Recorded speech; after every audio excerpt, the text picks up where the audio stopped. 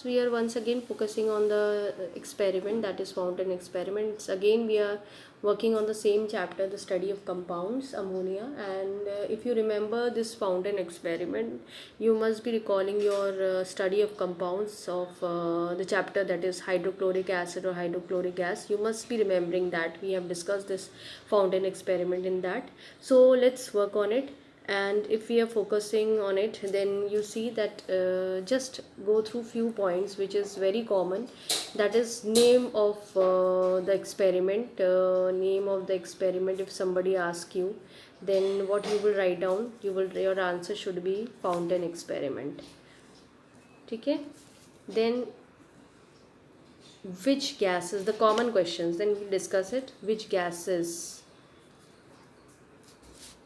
or identify, yeah, by this experiment, then you know which में better है कि आप इसमें नाम लिख लीजिए, योर HCl गैस है या फिर अमोनिया गैस है. विच है तो आप कुछ भी ले सकते हैं, SO2 गैस है, ठीक है. But you should remember their name. Hydrogen chloride, ठीक, ये क्या हो जाएगा, hydrogen chloride gas. This is ammonia, this is sulphur dioxide gas. ठीक है, these gases are identified from this particular experiment. Now which property that is being explained by this thing. So high solubility, हम ammonia की बात पढ़ रहे हैं तो we'll write down high solubility of ammonia gas in water. ठीक है, और इसी में आप ये भी बताएंगे बेसिक इन नेचर. ठीक है, कौन है बेसिक इन नेचर? अमोनिया की बात करें, अमोनिया. अगर HCl की बात करते तो वो एसिडिक इन नेचर होता, यहाँ HCl गैस हो जाती और यहाँ एसिडिक इन नेचर होता. Now let's focus on this experiment. These are the common this thing that is being asked, but let's focus on it. I am showing you the diagram first. Now children, please focus on this particular diagram. This is the diagram which is containing the round bottom flask, and that this has been, it should be dry round bottom flask. ये dropper है that is been containing water in it. This is the trough that is filled with the litmus solution. What type of litmus solution? Red litmus, मतलब इसका colour भी red है. ठीक है, ये एक जेट ट्यूब है जो फाउंटेन जनरेट करता है. ठीक है, तो these things, these are the apparatus that is being required. So I think this is clear to you. Round bottom flask is there, dropper is there, jet tube is there, this is the trough, and it contains red litmus solution. ठीक है, and this round bottom flask is containing your dry ammonia gas. Now entire thing is being just placed or been you can say you are making it in this manner. You are using the stand for it so that it can be properly fit and properly arranged. ठीक है, now what is our work to do? This is the dropper. You have to squeeze this dropper. Squeeze का मतलब समझते हो कि dropper को आप नीचे से दबाओगे, जैसे ही दबाओगे तो वाटर इसमें से निकल के इसमें राउंड बॉटम फ्लास्क में आ जाएगा. This round bottom flask is already containing ammonia gas, but the ammonia gas should be dry in condition. And you know that ammonia is highly soluble in water. तो जैसे ही आप इसको दबाओगे पानी enter करेगा, dry ammonia gas जो है water में dissolve हो जाएगी. अब क्या हुआ, अंदर एक क्या क्रिएट हो जाएगा, पार्शियल वैक्यूम. अंदर जैसे ही इसको दबाने की वजह से यहाँ अंदर क्या जनरेट हो गया है, पार्शियल वैक्यूम. ठीक है, partial vacuum inside the flask जो है वो क्रिएट हो गया. अंदर की तरफ क्या है, पार्शियल वैक्यूम है, और बाहर की तरफ क्या लग रहा है आपका, आउटसाइड प्रेशर. ठीक है, बाहर का भी तो प्रेशर है, इनसाइड आउटसाइड दोनों होता है. अंदर की तरफ वैक्यूम जनरेट हो चुका है, पार्शियल वैक्यूम, और बाहर की तरफ जो है आउटसाइड प्रेशर लग रहा है. अब इन दोनों की वजह से क्या होगा, जो ये रेड लिटमस सोल्यूशन है जो स्ट्रॉफ में, वो सीधे क्या हो जाएगा, ऊपर आ जाएगा, ऊपर आने लगे. यानी अंदर तुम्हें ये वाइट दिख रही है, ये पूरी तुमको रेड दिखने लगेगी. लेकिन जैसे ही वो बाहर निकलेगा, ये रेड वाला सोल्यूशन, रेड लिटमस सोल्यूशन, ये बाहर निकल के ब्लू में कन्वर्ट हो जाएगा. अब ऐसा क्यों हुआ, what is the reason?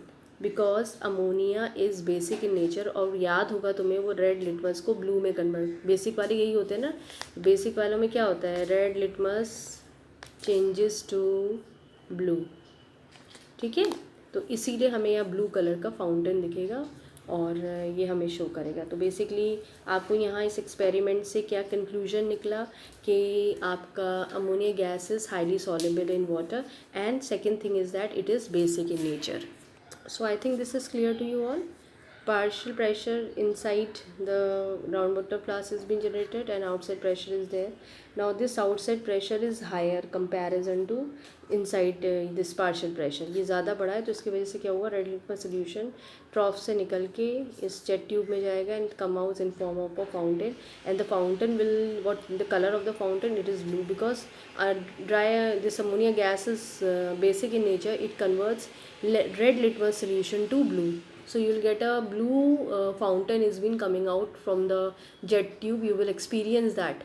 So this way you can explain your fountain experience. I think now it's been clear to you that how you have to explain. If please children, sometimes they ask you is in this observation point and inference point is very important. Procedure they are not asking, but observation and inference is important.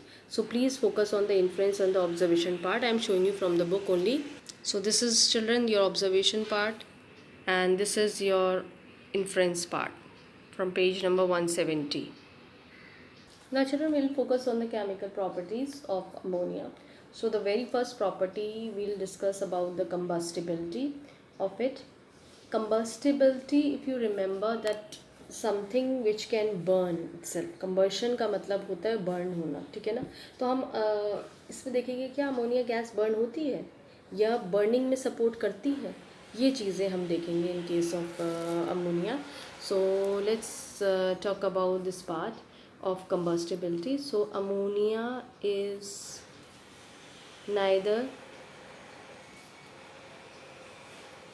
combustible, इसको मैं बताऊंगी combustible का मतलब क्या होता है, nor a supporter of combustion. तो please combustion को समझ लेना कि ये बर्निंग से रिलेटेड है, ठीक है। मतलब अमोनिया गैस ना ही बर्निंग में हेल्प करती है जैसे ऑक्सीजन गैस है, ठीक है, वो बर्निंग में हेल्प करती है ना। आप जैसे कोई चीज़ जलाते हो, आग जलाओगे तो ऑक्सीजन की ज़रूरत है और ऑक्सीजन का सप्लाई ख़त्म हुआ, आग जलना बंद हो जाएगी। So ammonia is not like that.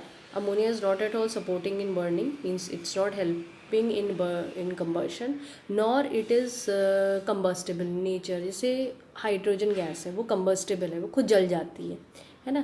तो अमोनिया की कंडीशन है कि वो बर्निंग में भी हेल्प नहीं करी, मतलब आग जलाने में भी हेल्प नहीं कर रही है, कंबस्शन में भी हेल्प नहीं करी और ख़ुद भी नहीं जल रही है, ठीक है। सो इसीलिए जैसे बर्न मतलब हेल्प करना कंबशन में, बर्निंग में हेल्प करना, वो काम भी नहीं है उसका। और जैसे मैंने अभी तुम्हें बताया जैसे हाइड्रोजन गैस है उसमें आग लग जाती है, यानी वो कंबस्टेबल है, तो ये कंबस्टेबल भी नहीं है, तो दोनों काम नहीं करती, इसीलिए प्लस पॉइंट है, ठीक है। Now let's come to the first part, reaction with oxygen, ठीक है। तो बहुत इम्पॉर्टेंट है ये, क्योंकि ये पूछा जाता है। Burning of ammonia in oxygen, इसको ऐसे भी बोलते हैं burning of ammonia in oxygen. So let's I'm writing down the reaction 2N2 plus 6H2, ठीक है।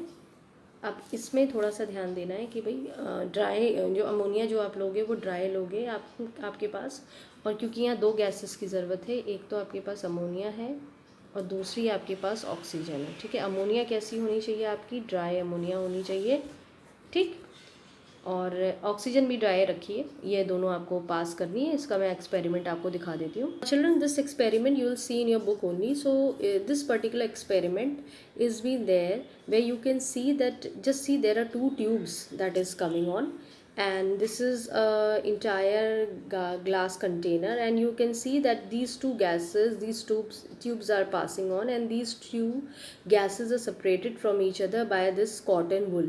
So over here we have placed this cotton wool so that ammonia gas and this oxygen gas do not mix to each other. So there are 2 nozzles over here, ठीक है, यहाँ and points हैं, दो nozzle लगे हुए हैं, यहाँ से आप ऑक्सीजन गैस पास कर रहे हैं और इधर आपका अमोनिया गैस पास हो रही है, ठीक है। Now what is the condition, the ammonia gas which you are using, it is dry ammonia gas that is passed through this tube, that is A. Oxygen gas is again you are using it and it is passed through this tube B, right?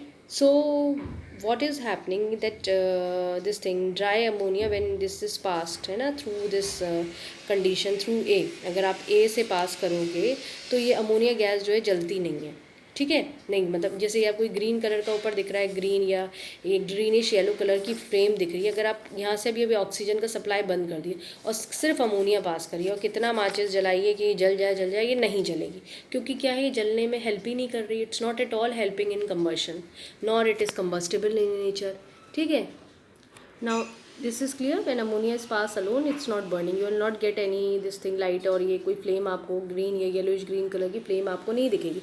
लेकिन अब दूसरी condition, अब ammonia भी यहाँ से पास हो रही है और ऑक्सीजन गैस भी यहाँ से पास हो रही है, तो जब वो पास हो रही है तब वो क्या हो रहा है, इन दोनों का रिएक्शन हो रहा है, ठीक है।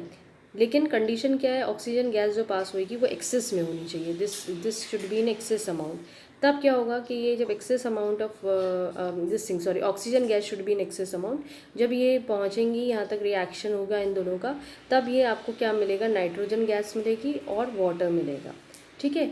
जब ये दोनों, भाई आउटकम क्या बना, दो बने, एक नाइट्रोजन गैस बनी और साथ में आपको क्या मिल गया, वाटर मिल गया, तब आपको ग्रीन और ग्रीनिश येलो फ्लेम आपको ये जनरेट करेगी, ठीक है। So I think this is clear to you. This way you can easily form your this thing reaction is been, I think this much is clear to you how it has been happening. तो अगर limited amount of oxygen में आप करेंगे तो ये reaction नहीं cover up होगी, लेकिन जब आप excess amount of oxygen gas लेंगे तभी ये रिएक्शन अकम्प्लिश होगी। So I think it's clear, ammonia burns in excess of oxygen. Now children, we'll focus on the next chemical property, that is catalytic oxidation of ammonia, and I have written the reaction of it, but we'll focus on it how this particular reaction takes place. If you see this reaction, ammonia gas reacts with oxygen, right, and it gives you nitric oxide and steam, and plus triangle is been there, it means it's an exothermic reaction. Platinum is been there, that has been used as a catalyst, if you see right, temperature, that is even though it's an exothermic reaction, then too you need 800 degree temperature as reaction. If you recognize this reaction, this is the first step of Ostwald process when you were manufacturing your nitric acid. So that is, this was your first reaction if you remember, ठीक है, जो हमने catalytic chamber में करा था, तो ये पहला स्टेप था ओस्वाल्ड का, उसको हमने देखा था जब हम लोग ये नाइट्रिक ऑक्साइड बना रहे थे। सो रिएक्शंस में यहाँ से इसको आपको बहुत बैलेंस करना है, बहुत सी चीज़ें पता चलेंगी कि नाइट्रिक ऑक्साइड बनी है, this gas is colorless gas, steam is been there, exothermic reaction है, heat has been liberated up, ठीक है। platinum is used as a catalyst, temperature then too it's required, that is about 800 degree centigrade. Third point which you have to remember, ratios, ये gases का जो ratio होता है वो 1:2 का होता है, ठीक है। अगर आप 1 पार्ट अमोनिया लेंगे तो आपको 2 पार्ट ऑक्सीजन लेना है, ठीक है। So this is the ratio that has been there.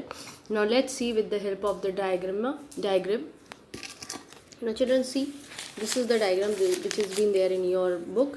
This is a tube that is being there, which is made up of glass. It's contain the platinum that works as a catalyst, and this thing, dry oxygen is there, ammonia should also be dry, and these gases are being passed from here, and I have already informed you the ratio is 1:2, यानी 1 part अगर इसका है तो 2 parts इसके हैं.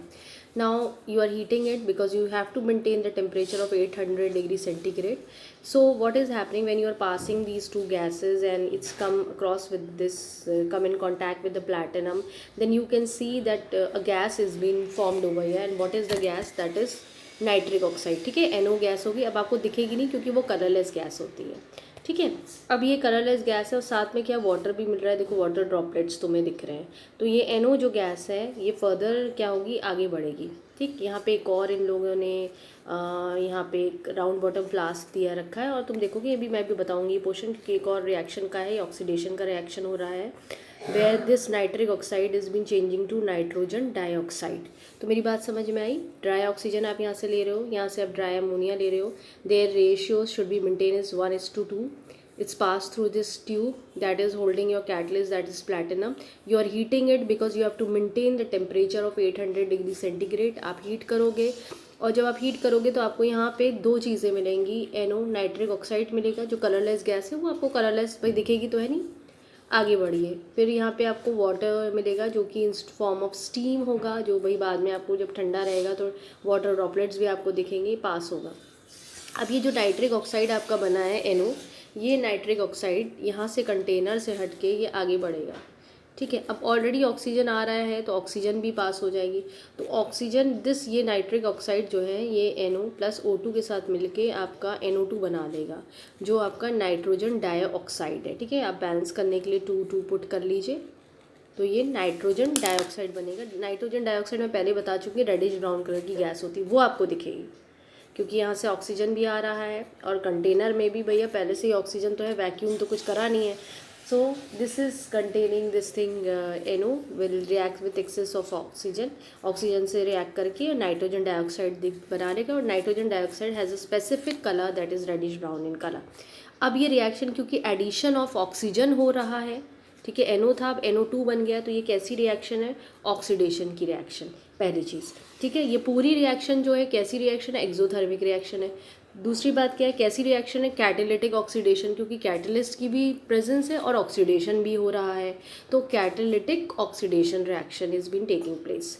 Exothermic is there and since it's a catalytic oxidation reaction of ammonia, that is the heading, ठीक है। तो आपको समझ में आया कैटालिटिक क्यों हुई, क्योंकि यहाँ कैटलिस्ट ऑक्सीडेशन, अभी आपने देखा है कि ऑक्सीजन का, यहाँ पे ही देख लीजिए ऑक्सीजन का रिएक्शन हो रहा है, ठीक है। सो इसीलिए और कैटलिस्ट की प्रेजेंस में तो catalytic oxidation of ammonia is taking place. This is also clear how it is oxidation, it is not, this particular reaction is not a catalytic oxidation reaction, it's just a oxidation. यहाँ कोई catalyst देख रहे हो तुम, कोई temperature देख रहे हो, नहीं, तो ये सिर्फ कैसी रिएक्शन है, एक ऑक्सीडेशन रिएक्शन। अब एक और बात, ये प्लैटिनम जो है हाई टेम्परेचर पे हीट कर रहे हो 800 डिग्री तक, जब तुम इसको बंद भी कर दोगे ना बर्नर को, तब भी तुम काफ़ी टाइम तक प्लैटिनम को ग्लो करते हुए देखोगे, ठीक है, क्योंकि वो 800 डिग्री पे हीट अप हो रहा है।